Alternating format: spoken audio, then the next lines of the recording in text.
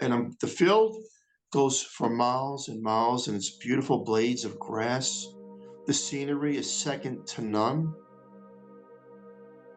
But when you're there, it's not just the scenery. It's not just the feeling of everything is alive. It's your home. Somehow the soul knows I'm back home, and you feel at peace. You feel one, you feel connected. And far off in the fields came an angelic being, and she came closer and closer. And if my sister did not see my sister, who didn't make it past a couple weeks, then I wouldn't have believed my own story.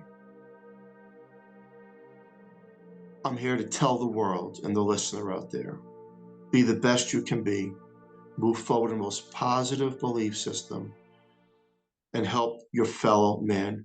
Because Hi, everyone. I'm glad you're back. And those of you who are new, my show is called Growth Factor because there's many ways to grow. And I'm a hypnotherapist and nutritionist. And I always say, I'm just looking for the truth. So today you're looking at Philip Siracusa, and he had a tour of heaven at age 14 because he had a near-death experience. We'd love to hear your story, Philip, and thanks for being here. in 1981, I'm 14 years old, and it was a routine visit at the dentist office my mom had taken me to in Staten Island, New York. And I remember sitting in the chair, and who likes a dentist? I don't, for one. And they gave me sweet air, which we called nitrous oxide sweet air. And I was still feeling, so I kept grabbing the dentist's hand away from my mouth. And he says to the assistant to turn it up. I started to float out of my body. I started to go upwards towards the ceiling. And then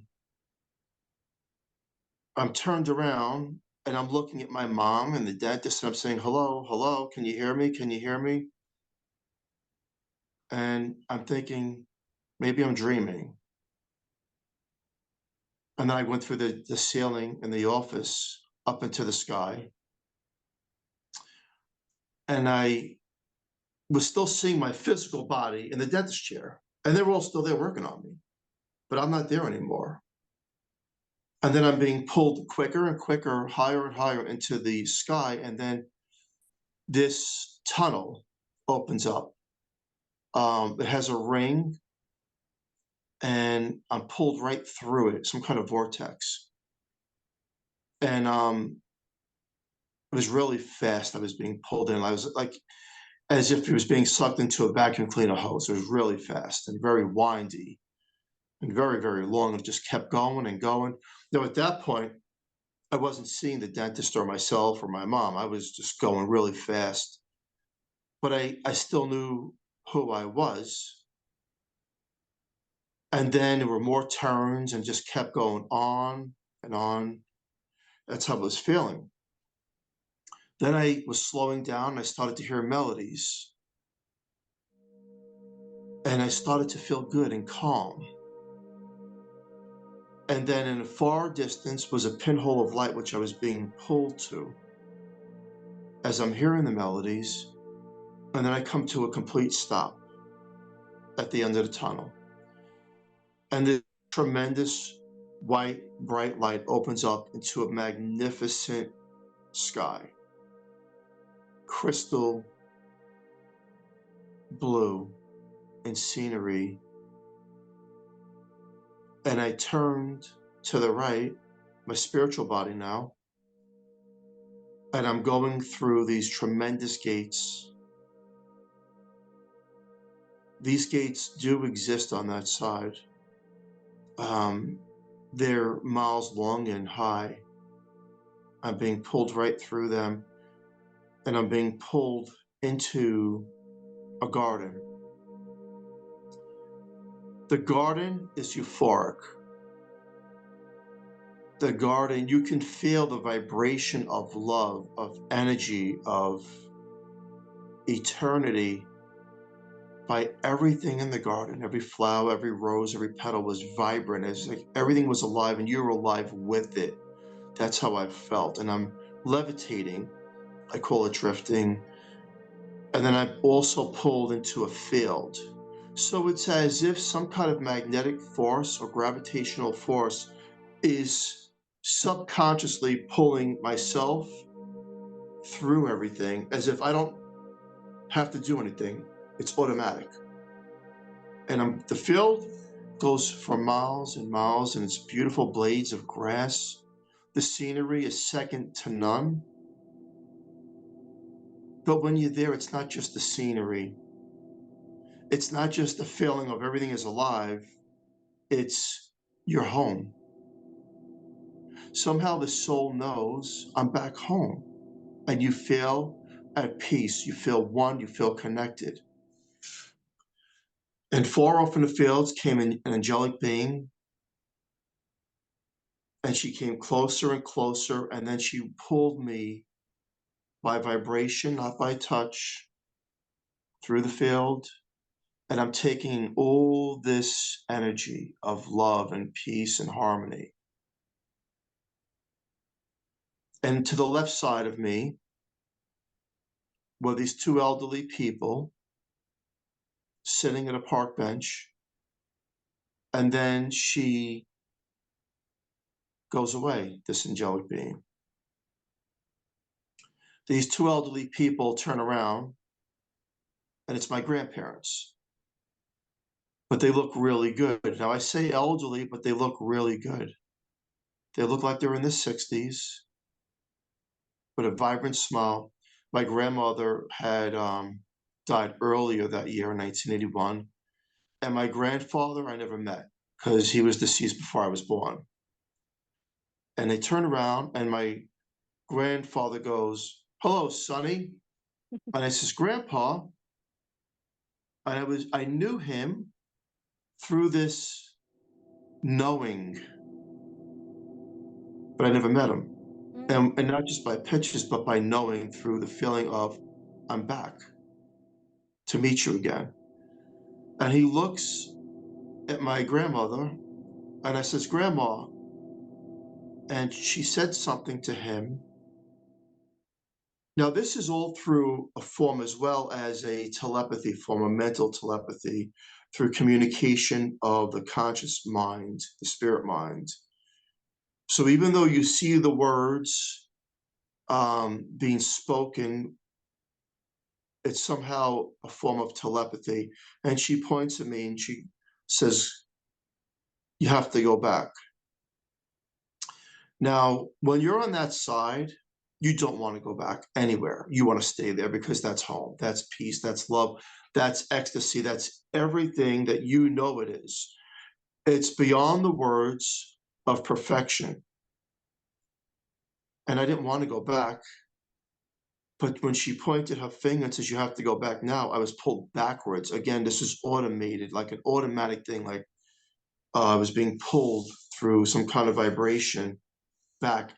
And then I remember going back into this tunnel really, really fast. And through my spirit mind, I'm saying, I'm not going back to the physical, where I'm not going back into my body. I want to stay there in heaven with my grandparents because that's home.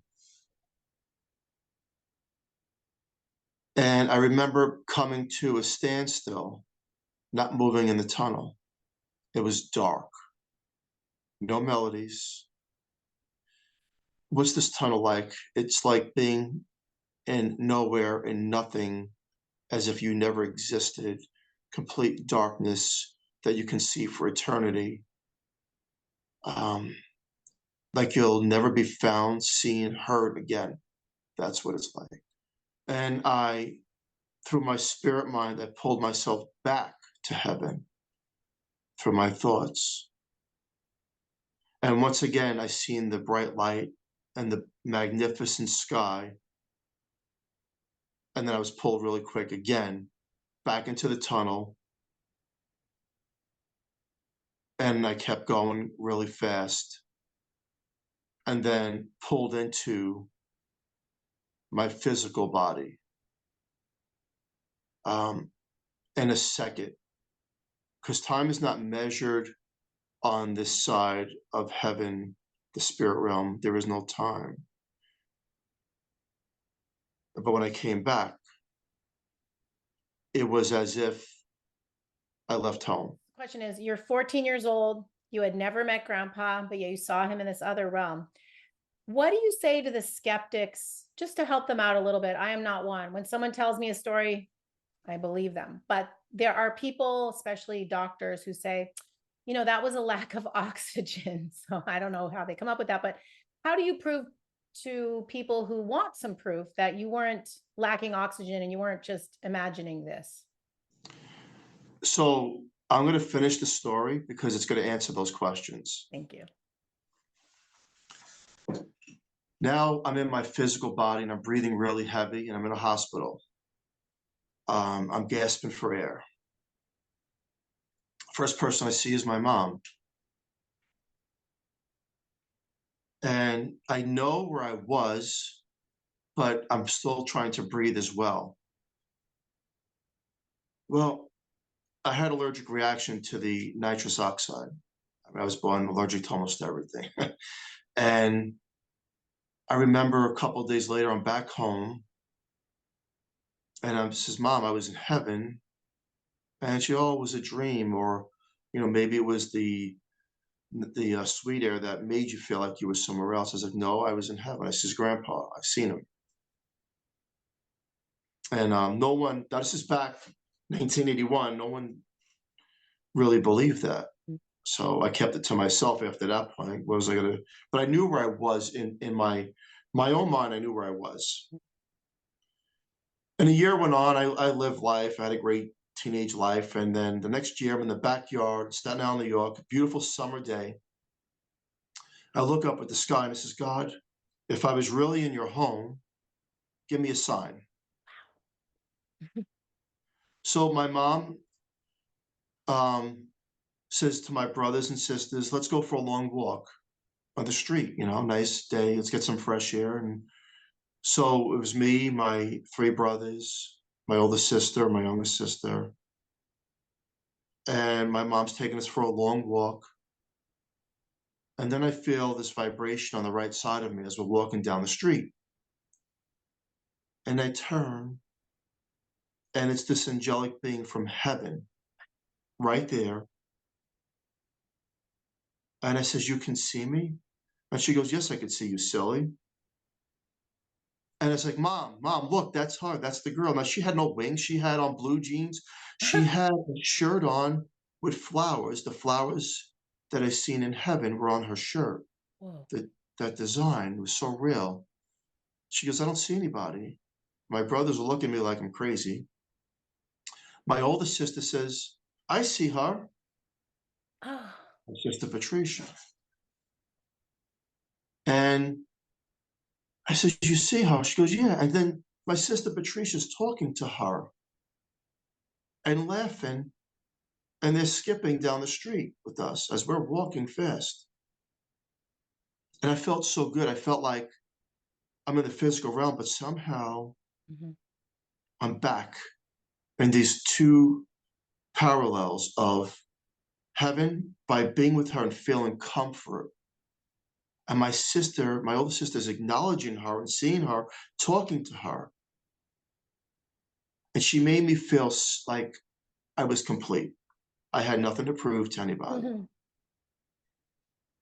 And then somehow we're 2 blocks up and she drifts away and she's gone. And me and my older sister are looking for her. But we're the only ones that can see her. So we knew what we seen, we knew how we felt, and I know especially how I felt through my near-death experience. And I felt complete and comfort. Me and my older sister were talking, and she goes, that's our sister. And I says, what do you mean? Well, that's our sister, Linda. Mom had lost a daughter before you were born. And I says, this just makes total sense. I was shocked. And God had answered when I says, God, give me a sign. miracles do happen. And I want to use that phrase, miracles do happen. I got to meet my sister that died at a couple weeks old. But I didn't know up until the second visit, and then my sister telling me, because my mom, they really talk about it. So when people lose siblings at a young age, I can tell you that they watch over, they're on outside. And I could also say that when miracles do happen, you have to have enough intent and belief and clear thoughts to know that the possibilities of things happening through a miracle can happen. And it happened at a young age. So when a skeptic is to ask me, well, how do you know you're in heaven? Because she was here in the physical realm. And there were different points in my life. I'm 55 years old, and there were points in my life where I went through bad times. You know, no one's life is perfect. We all go through different things in life that we have to deal with. And I just went through some really bad times later on in life. And in the dream state, she would appear and she would grab my hand and she would take me over the fields of heaven through the dream state, reassuring me, you're going to be okay. Everything will be fine. I'm watching over you. And I'd wake up the next day feeling my soul was refreshed. I felt good again. I felt alive and vibrant. Like, I don't know how. I know I can't prove that, but I feel so good. I'm ready to take life on. And I met her 3 different points of my life. Last time was a couple of years ago in the dream state, going through doubts of life. She came right through. Mm. It's the intent, the belief, and the thought process that we have here in the physical realm that brings those that watch and love over us to come through to help guide us in such a way that's mystifying yet miraculous, to a point where we know we go on and we exist on another side, and that the physical part of us is just a shell that's borrowed for a short period of time through the soul's journey, and then we continue on to go back where we came from. And I get asked, well, did you meet God, Philip? Did you see Jesus or angels with wings? And the answer is no. Well, then how do you know you're in heaven? Because you see, the light is everything. That bright light I talked about, the light is God. As if, no, you did not die, you woke up. Beautiful. And I hope you share this, everyone. And I hope you hit subscribe and the alert bell, or if you're on Rumble, hit follow, please. And I really hope you share, because this can help save lives. There are people right now that are struggling, especially over the last 2-3 years, which all the controls that were going on. And a lot of us, people like me, could not handle that. And that's why I made this show. I was struggling. And so I wanted stories like Philip. That's why I reach out to people like Philip, because they visited that other realm. They visited the world of truth. They visited that place that people call home. So thank you, everyone, for watching. People have reached out to me because of my show just to tell me, and they will not share publicly. So it's a big deal to me that you're sharing a part of yourself and you're helping a lot of people. I think you're probably saving lives. You're helping people with their belief, and you're just overall filling people's hearts. So thank you for being on my show. Anything else you want to say, Philip, before we go? Yes. Believe with intent, and prayers will be answered. That's beautiful.